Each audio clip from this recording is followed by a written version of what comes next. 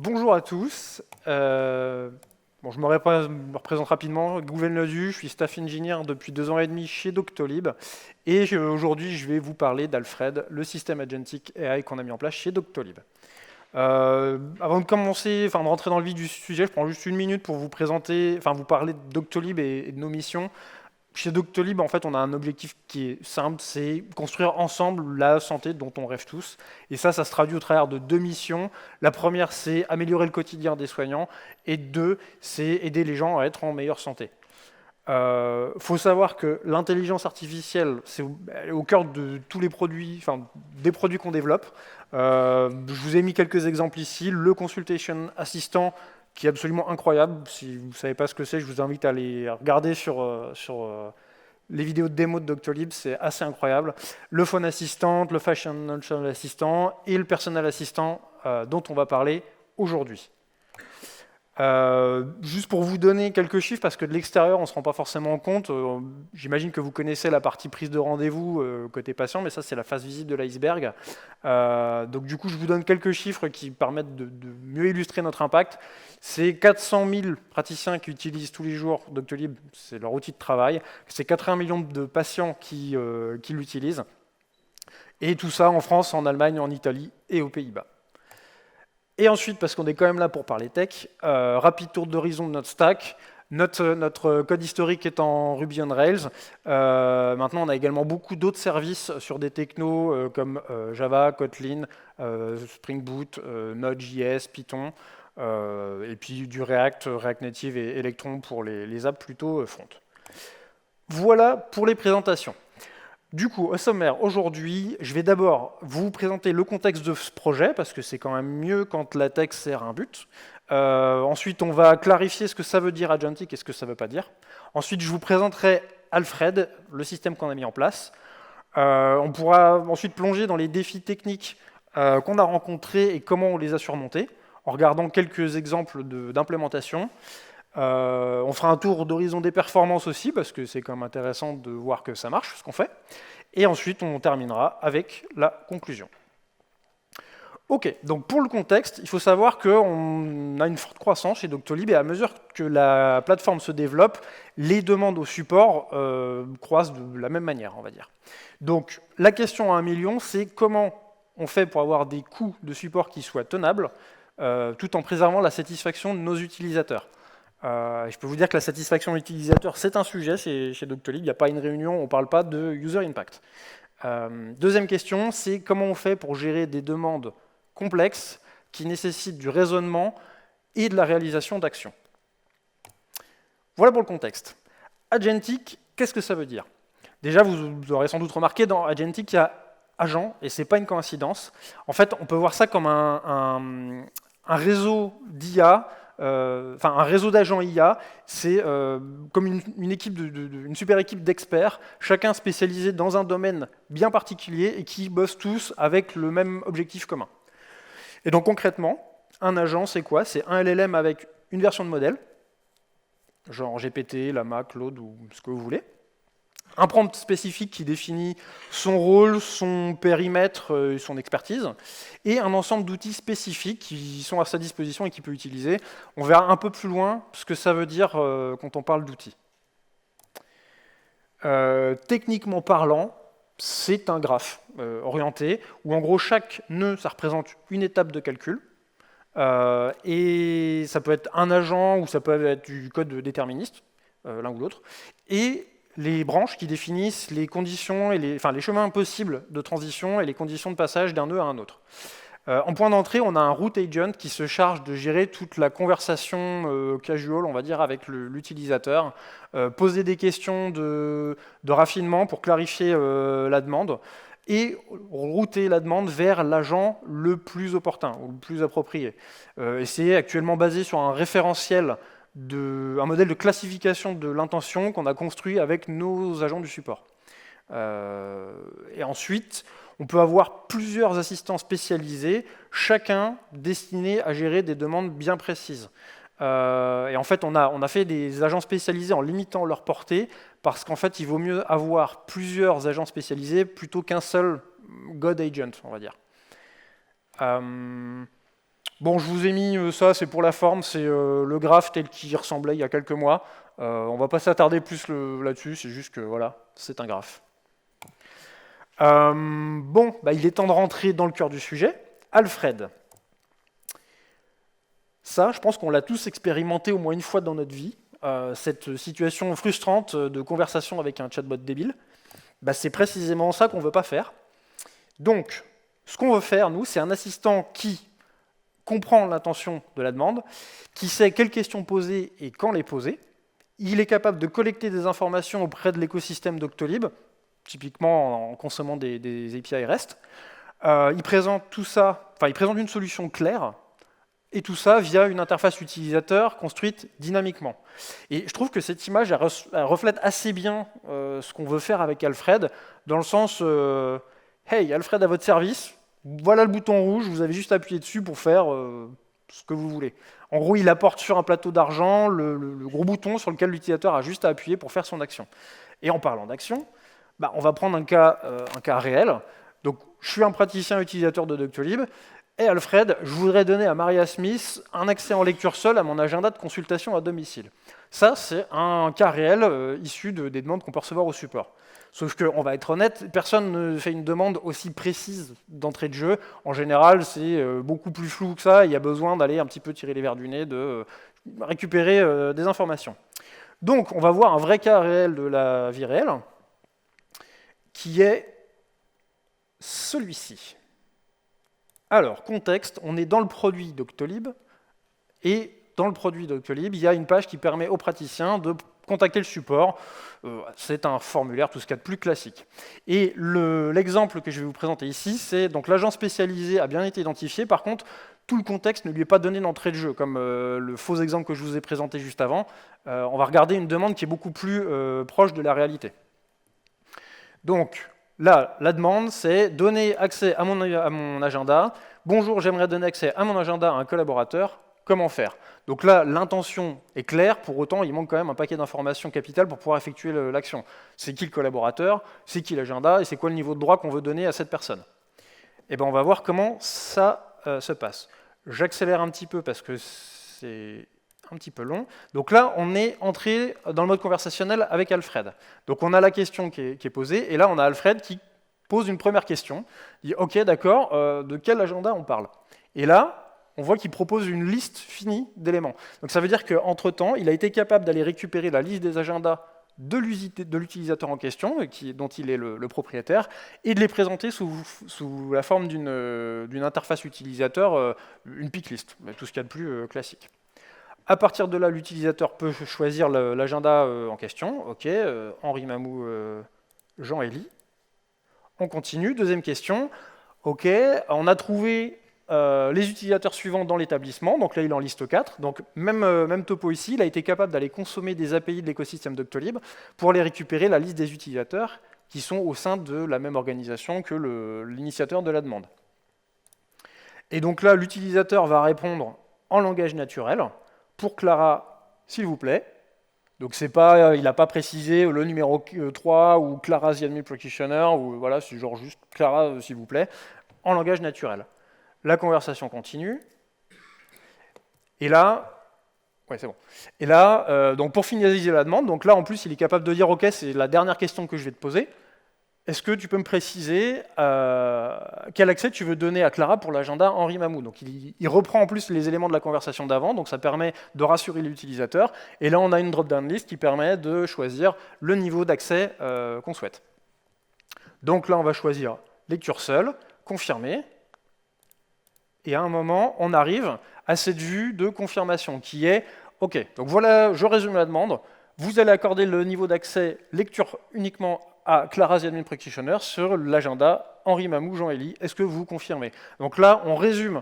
C'est le fameux bouton rouge dont je vous parlais tout à l'heure qui arrive sur un plateau. Voilà, donc je vous ai tout pré-mâché. Là, si vous êtes OK, ben voilà les codes de lancement nucléaire. Vous appuyez sur le bouton et let's go. Et ben on va voir ce que ça donne. Donc l'utilisateur a cliqué dessus, donc on affiche une petite confirmation du style OK, super, les modifs ont été enregistrés. Et on va aller checker, pour de vrai, dans les settings dans les configurations. Donc là, on est au niveau des configurations des droits d'accès dans le produit Doctolib. Donc je vous passe le comment on y va, c'est pas ce qui est intéressant ici. Mais on peut voir que Clara, ici, a maintenant un accès en lecture seule sur l'agenda de Henri, Mamou, Jean-Élie. Plutôt stylé quand même. Alors, donc ça, c'est un premier use case où on est, voilà, on a précisé l'intention, mais il n'y a pas tout le détail. Maintenant, on va voir un deuxième use case où là, donc pareil, l'agent spécialisé est correctement identifié. On a une partie du contexte qui est déjà fournie par l'utilisateur. Et on va voir que Alfred est capable de s'adapter à ce contexte. Donc là, la demande, hop là, je reviens juste un tout petit peu en arrière. Donc, même type de demande, accès à un agenda pour ma nouvelle secrétaire. Bonjour, j'aimerais que ma nouvelle secrétaire Léa ait accès à un de nos agendas, s'il vous plaît. Donc là, on a précisé qu'il s'agit de Léa. Bon, Léa qui, on va voir. Donc là, même topo, on arrive dans le mode conversationnel. J'ai trouvé 2 agendas, donc là, il enchaîne directement sur les agendas. Langage naturel, celui d'Elie, s'il vous plaît. On continue. Quel niveau d'accès en lecture seule, ça suffira. Donc pareil, là, on est sur du langage naturel. Hop là. Et là, on est directement arrivé à l'écran de confirmation. Je vais y arriver juste là, où en gros, il avait compris qu'une Léa, il n'y en a qu'une seule dans l'organisation, donc c'est celle-ci. Et il affiche le récap. OK, lecture seule, Léa, Henri Mamou, est-ce que vous confirmez oui, non? Et c'est parti. Et donc là, même topo. Si on va checker, hop là, dans les settings, ici, on va y arriver. On voit que... non, on ne voit pas encore. Ou sinon, vous me croyez sur parole.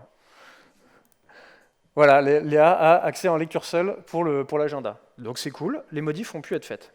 Et là, on va continuer parce qu'en fait, on va arriver sur un deuxième use case où en gros, finalement, en fait, j'aimerais changer le niveau d'accès. C'est pas du lecture seule, mais en fait, elle a besoin d'un accès total. Et en fait, donc, quand il soumet le formulaire, tac, on arrive d'entrée de jeu sur le formulaire de confirmation parce qu'en fait, on sait déjà l'agenda auquel on veut accéder, de quelle personne on parle, donc Léa, et le niveau d'accès. Donc en fait, il a d'emblée toutes les infos dont il a besoin pour afficher le composant de confirmation. Et donc voilà, il a été capable, là, avec le contexte, de ne pas reposer des questions inutiles à l'utilisateur. Tac. Et dernier exemple, donc on est un peu dans le même délire, je vais accélérer, où en gros, là, l'utilisateur pose la même question. Bonjour, je voudrais donner accès à mon agenda, etc.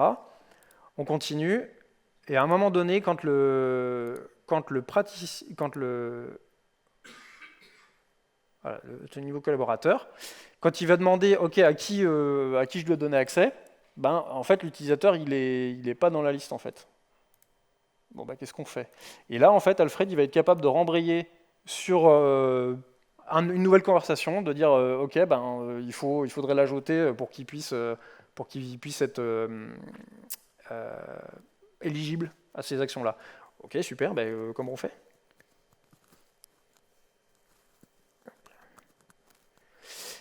Et du coup, il va être capable de ressortir cette fois une solution qui est tirée de la FAQ publique où ça résume, OK, pour ajouter un nouveau à l'utilisateur, voilà les étapes à suivre, tac, tac, tac.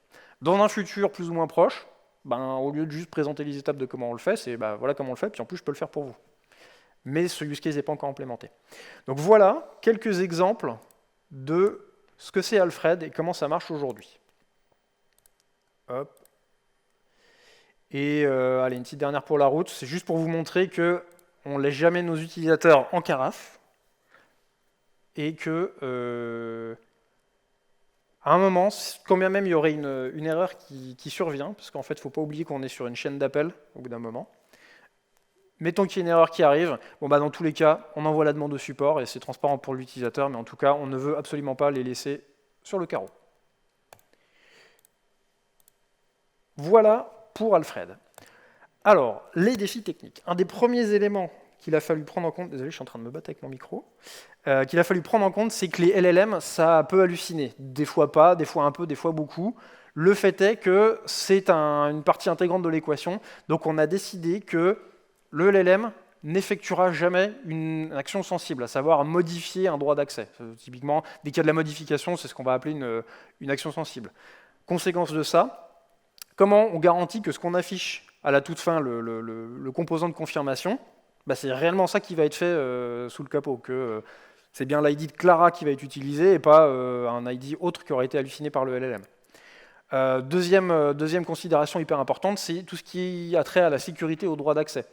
Ce qu'on ne voulait pas, c'est donner un espèce de droit admin au LLM quand il consomme les API, où en gros, ce serait à lui de filtrer les data pour ne récupérer que les utilisateurs qui font partie de la même organisation.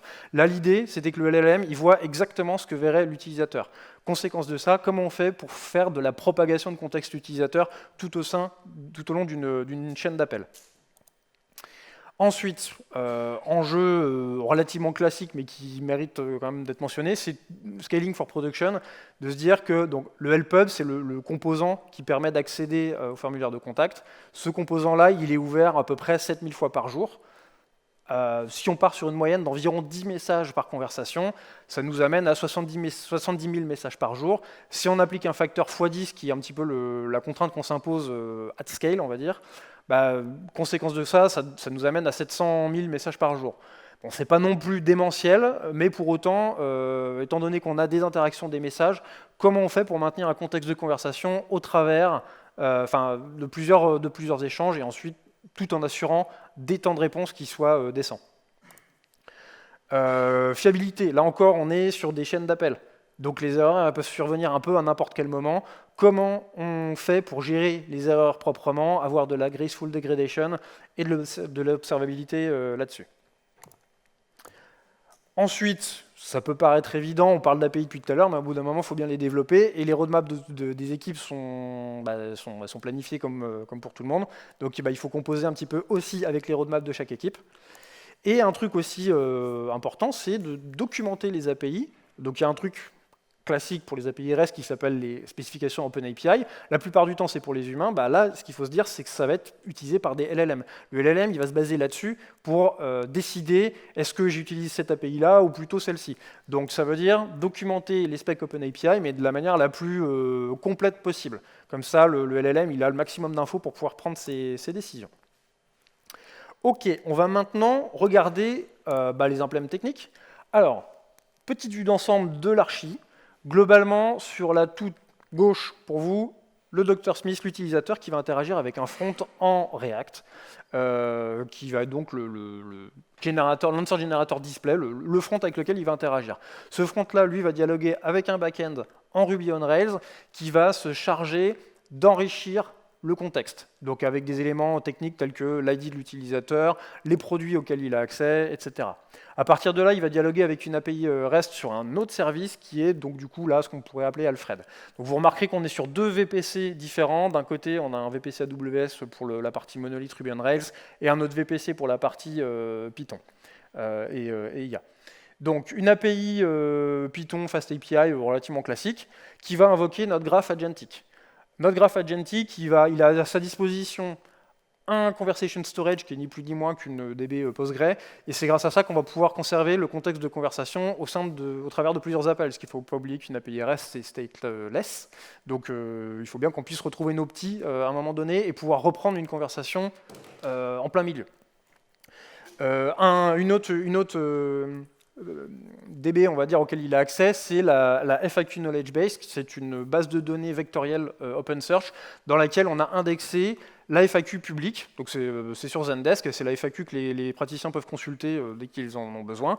Et donc l'idée, ça permet de faire du RAG, du Retrieval Augmented Generation, qui permet, en fonction du contexte, d'aller récupérer des morceaux de la FAQ qui sont contextuellement intéressants et qui vont permettre à Alfred de construire une réponse. Typiquement, la réponse qu'on a vue tout à l'heure, où en gros il était en train de dire en fait, il faut que tu rajoutes un utilisateur dans ton orga. Pour le faire, il faut que tu fasses ci, ça, ça et ça. Ça, typiquement, il l'a construit à partir de cette base de connaissances. Ensuite, on a notre graph agentic, qui est, comme on l'a vu tout à l'heure, composé d'un root agent, de différents agents, différents nodes.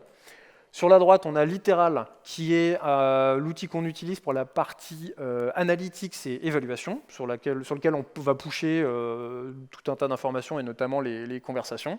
Ça, c'est hébergé on-premise. Et ensuite, donc, les agents qui derrière, c'est GPT 4.1 qu'on utilise pour nos agents. Chaque agent ayant son prompt et c'est tout le défini. Et ces agents vont pouvoir consommer des API de l'écosystème Doctolib. Donc on a une brique technique entre les deux qui est un transit gateway qui permet aux deux VPC de communiquer. Bon, c'est une brique technique, il n'y a pas grand-chose d'intéressant à en dire. Et nos API qui sont exposés par différentes capabilities. C'est comme ça qu'on appelle, on va dire, les gros services, on va dire, au sein de Doctolib. Et dernière brique intéressante, qui est notre API Directory, donc c'est Backstage, qui est en fait le référentiel de toutes nos API. Chaque fois qu'une API est implémentée quelque part dans notre écosystème, on a une autodiscoverabilité qui permet d'alimenter ce référentiel-là, référentiel qui va nous permettre ensuite de potentiellement auto-injecter des API en tant qu'outil dans notre graphe. Voilà pour la vue d'ensemble, et on va zoomer sur différents aspects de cette archi. Sur la communication inter-service, globalement, c'est comment les services communiquent entre eux. Et donc là, on va avoir d'un côté le provider, donc une capability qui expose une API, et de l'autre côté, le consommateur, nous, en l'occurrence, le personnel assistant, aka Alfred.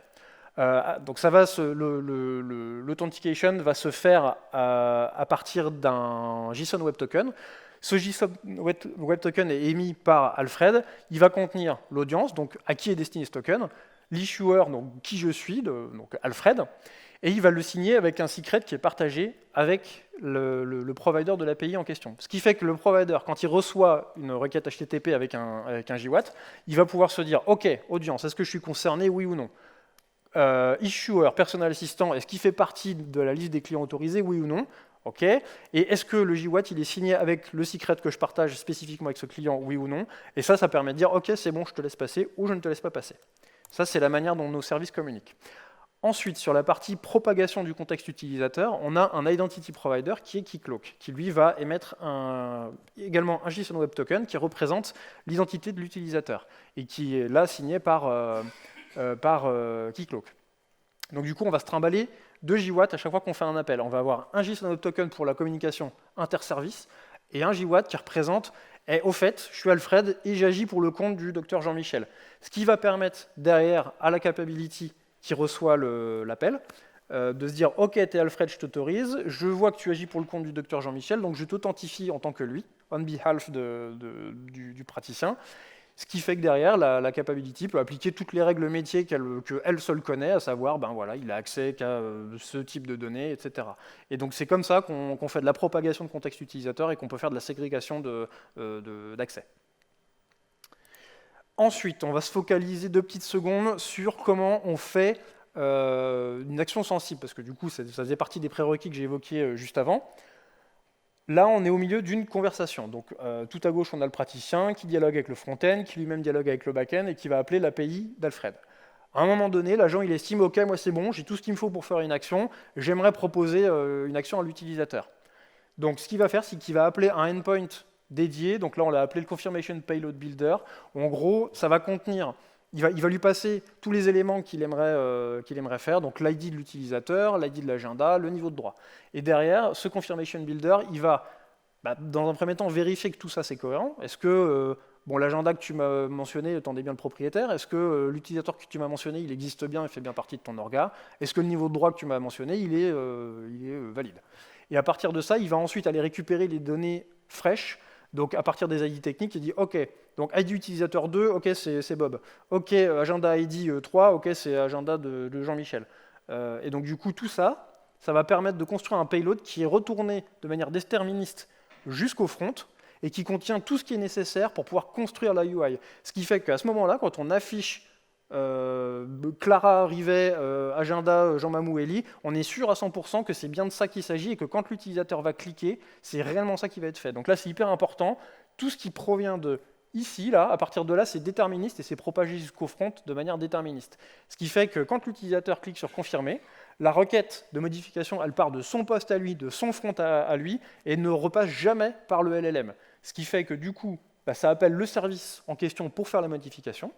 Il obtient une réponse, et ensuite, on renvoie au système agentique, au fait, l'utilisateur il a cliqué, et voilà ce qui s'est passé. Comme ça, du coup, le système agentique il est au courant que ça a bien marché, il peut clore la conversation, ça n'a pas marché, il y a eu un bug, il faut rediriger vers le support, ou alors il peut réengager sur une autre conversation. Voilà, maintenant qu'on a vu comment les conversations avec Alfred sont gérées, on va se focaliser sur l'aspect UI. L'idée ici, c'est d'utiliser les composants du design system de Doctolib dans le but de faciliter la saisie, limiter le risque d'erreur, bref, d'améliorer l'expérience utilisateur. Ce qu'on veut, c'est afficher à l'utilisateur le meilleur composant en fonction de la réponse qu'attend Alfred et du contexte de la demande. Étant donné, on l'a vu que Alfred est par essence non déterministe, on s'est dit que ce n'est pas à lui de déterminer quel composant du design system il va utiliser, d'autant plus qu'il n'en a même pas connaissance. Donc on s'est dit que ce n'est pas Alfred qui va décider quel composant il va utiliser.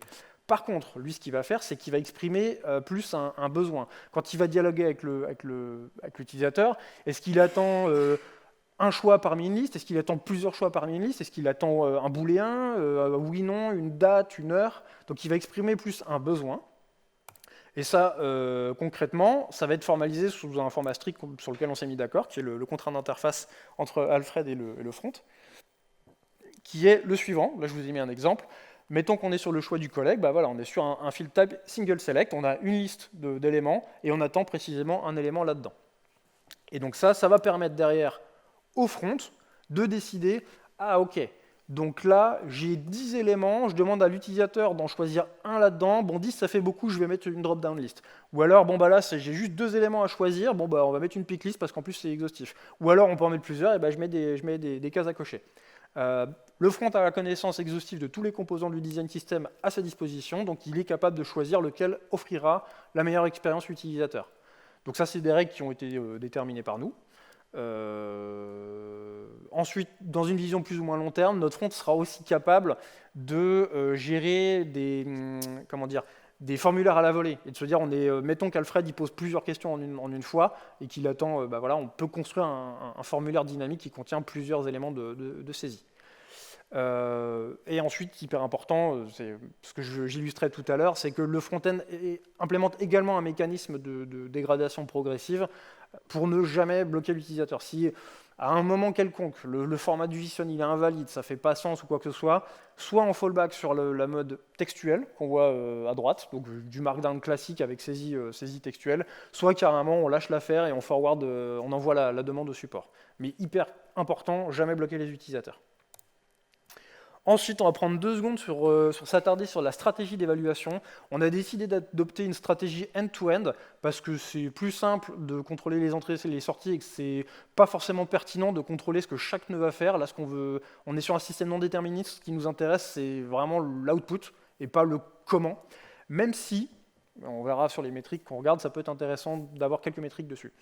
Ce qu'on va regarder, le KPI on va dire, principal, c'est le niveau de réussite. Et en fait, on mesure la réponse du système avec un ground truth. Un ground truth, c'est une réponse issue du monde réel, c'est la réponse parfaite. Par rapport à une question donnée, la réponse parfaite, c'est ça. Et on fait une mesure de la similarité, typiquement en utilisant, là encore, un LLM. C'est un pattern qui s'appelle LLM as a judge, où en gros, c'est le LLM qui juge à quel point les deux réponses sont similaires, avec un score qui va de 1 à 3. Et ensuite, au niveau des métriques qu'on va observer, ça va être la latence, à quel point le système a répondu ou a été rapide pour accomplir une tâche. Et ensuite, le nombre de nœuds qu'on a parcourus au sein de ce graphe. Est-ce qu'il a bouclé de manière inutile ou alors est-ce qu'il a été efficace et il a été direct là où c'était utile. Ok, cool. Bon, est-ce que ça marche tout ça? Parce que jusque-là, je vous ai fait des promesses, mais on va quand même regarder des chiffres pour de vrai. Alors au niveau de la latence moyenne, on est à 7 secondes. C'est pas fifou, on va pas se mentir, mais c'est pas non plus catastrophique. Il faut savoir qu'avant ça, on était sur du RAG uniquement, et c'était du RAG où en gros on avait de la réponse textuelle sous forme de markdown. Donc là en fait on avait mis en place du streaming, ce qui fait qu'en fait la latence perçue elle était plutôt à 2 secondes. On streamait la réponse dès qu'on l'avait et du coup on avait une latence beaucoup plus basse. Là maintenant vu qu'on répond du JSON, ça fait un peu moins sens de streamer du JSON, quoi. On peut le streamer mais on ne pourra rien afficher de toute façon. Donc c'est en ça que la latence a un peu augmenté. Pour autant on est en train de travailler là-dessus pour essayer de réduire la latence et on a des pistes, même plus que des pistes. En termes de déflexion, là, donc la déflexion, c'est tous les contacts qu'on a pu éviter. Donc concrètement, c'est tous les utilisateurs qu'on a pu aider.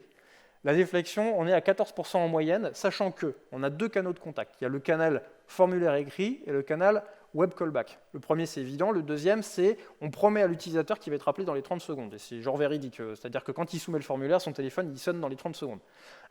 Donc la promesse, si vous voulez, c'est on te rappelle dans 30 secondes. Donc si vous voulez, c'est un peu normal que le taux de déflexion soit plus faible sur le web callback. Donc en fait, ce qui est intéressant là, c'est que sur le formulaire écrit, on a 28% de déflexion. Donc moi, je trouve que c'est carrément pas dégueu.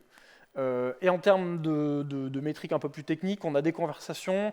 Sur le mois dernier, on était à peu près à 7000 conversations pour un total de 32 000 messages. Donc voilà, on est loin encore des chiffres que j'annonçais dès le départ, mais voilà, ça progresse gentiment, sachant que la vision, c'est de pouvoir scale tout ça. Donc, d'une première part, c'est aujourd'hui, on n'a que 2 agents. On a l'agent RAG et l'agent modification de droit d'accès à l'agenda. Ce qu'on veut plus tard, c'est avoir autant d'agents que nécessaire. Et donc, l'idée, là, ici, c'est un peu de reprendre le principe du Open Close Principle, c'est-à-dire ouvert à l'extension, ouvert au fait de rajouter des fonctionnalités, mais fermé à la modification, à savoir on n'a pas besoin de toucher à du code existant pour pouvoir ajouter de la fonctionnalité. Donc l'idée qu'on aurait, c'est de se dire qu'on a un référentiel d'agents que les feature teams, que les équipes peuvent construire dans leur coin et déclarer, et qui serait automatiquement injecté dans une sous-partie du graphe. Donc on aurait cette partie-là du graphe qui serait dynamique, dans laquelle on pourrait rajouter de manière pseudo-automatique, semi-automatique, les agents. Mais le reste du graphe, pour le coup, il resterait ce qu'il est et à notre gouvernance. Et donc, les objectifs, c'est atteindre 30% de déflexion avec Agentic, on n'en est pas loin. De 2, rajouter d'autres use cases. Et de 3, c'est Alfred partout. C'est-à-dire que pour l'instant, on s'est greffé au niveau du formulaire de contact. Mais l'idée, c'est que demain, Alfred puisse être disponible n'importe où dans le produit Doctolib et que l'utilisateur n'ait pas à faire ce cheminement d'aller de sortir de son flot de travail, d'aller faire une demande de contact et là de se faire déflecter par Alfred. C'est en gros rendre Alfred disponible un peu partout pour que ce soit le compagnon quotidien dès qu'ils aient un problème. En fait, je ne sais plus comment on fait ça, est-ce que tu peux me faire ci? Et tac, il le fait. Voilà. Et nickel, il reste tout pile assez de temps pour les questions. Merci de votre attention. Avez-vous des questions? Merci Goulven. Est-ce que vous avez des questions?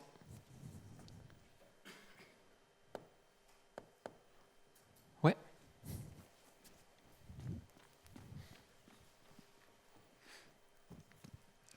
Bravo, très, très intéressant. Pourquoi OpenAI? Pourquoi pas Mistral? Est-ce que vous allez explorer d'autres modèles? Ouais, on a exploré d'autres modèles. Et force est de constater que c'était celui qui était le plus efficace. On n'a pas re-challengé récemment. Là, on est passé récemment sur GPT 4.1. Avant, on était sur 4o. On avait essayé GPT Mini, on avait essayé Mistral, on avait essayé, je ne sais plus si on avait essayé Claude. Mais voilà, force est de constater que c'était le plus efficace. Maintenant, on est quand même, faut relativiser, on est quand même au début de l'ère des LLM. Donc de toute façon, voilà, il y a des challengers qui commencent à arriver, mais pour l'instant, ils se tirent la bourre, quoi. Donc on verra dans quelques mois comment ça évolue. Est-ce qu'on a une dernière question?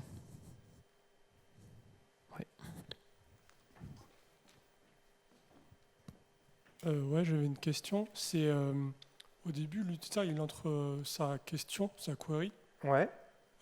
Comment vous mesurez le niveau de détail? Parce que j'ai vu qu'il y avait un sorte de composant en dessous pour mesurer si c'était assez détaillé. Et puis après, dans la suite, comment le LLM il juge si c'est assez détaillé et derrière, comment au niveau agent ça en découle quoi? Comment l'agent il fait pour savoir s'il a assez Contexte quoi. de contexte? En fait, le truc c'est que donc l'agent déjà il est prompté avec un but bien spécifique, donc il sait globalement ce pourquoi il est fait. Ensuite, les tools auxquels il a accès, c'est des API avec des spécifications bien claires. Et donc du coup, la spec elle dit, ok, moi je veux un ID utilisateur, je veux un ID agenda et je veux un niveau d'accès. Donc tant qu'il n'a pas déjà ces 3 éléments-là, il sait que de toute façon, il pourra rien faire. Et donc du coup, c'est comme ça qu'il est capable de déterminer si oui ou non il a assez de contexte. Et au-delà de ça, c'est que dans les détails du graphe, il y a des éléments dont je n'ai pas parlé, mais on va avoir toujours des garde-fous qui permettent de s'assurer que déjà le LLM, il n'est pas en train d'halluciner à plein pot et qu'il raconte n'importe quoi, que la réponse qu'il fournit, elle est cohérente, que le contexte globalement avec lequel il évolue, il est correct aussi, qu'il n'a pas halluciné des choses en plein milieu. Donc là aussi, on a une notion de LLM as a judge au sein du graphe qui permet de s'assurer qu'on ne le laisse pas partir en vrille complet. Merci. On va pouvoir s'arrêter là. Merci Goulben. Merci.